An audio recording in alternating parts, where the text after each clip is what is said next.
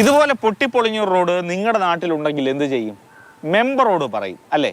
അപ്പോൾ ചില മെമ്പർമാരെങ്കിലും എന്തു പറയും? അമ്പൂരി ഗ്രാമപഞ്ചായത്തിൽ 12-ാം വാർഡിൽ ഇതുപോലെ ഒരു റോഡ് ഉണ്ടായിരുന്നു. അവിടുത്തെ ജനങ്ങളും മെമ്പറോട് പറഞ്ഞു. അപ്പോൾ മെമ്പർ തിരിച്ചു പറഞ്ഞു, അതെ, ശരിയാക്കി.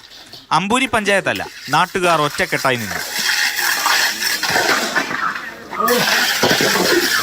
ഓരോ വീട്ടുകാരും കഴിയുന്ന സംഭാവന നൽകി നിർമ്മാണ സാമഗ്രികൾ എത്തിച്ചു.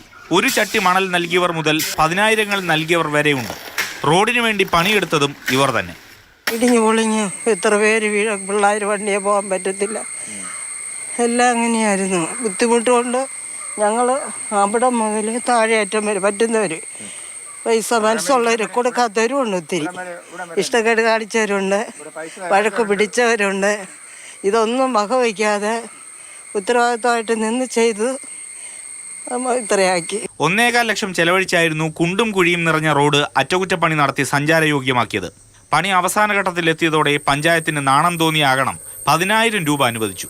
പക്ഷേ നടപടിക്രമങ്ങൾ പൂർത്തിയാക്കി പണം കിട്ടിയപ്പോഴേക്കും റോഡ് നിർമ്മാണം പൂർത്തിയായി. നാട്ടുകാർ പിരിച്ച തുക ബാക്കിയും വന്നു.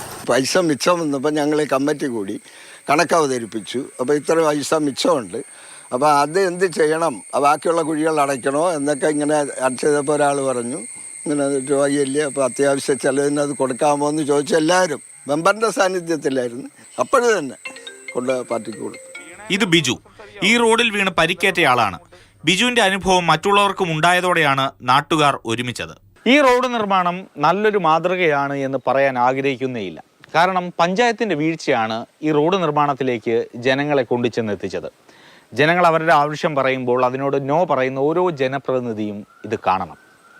പ്രേം ശശിക്കൊപ്പം AK സ്റ്റെഫിൻ, മാതൃഭൂമി ന്യൂസ്, തിരുവനന്തപുരം.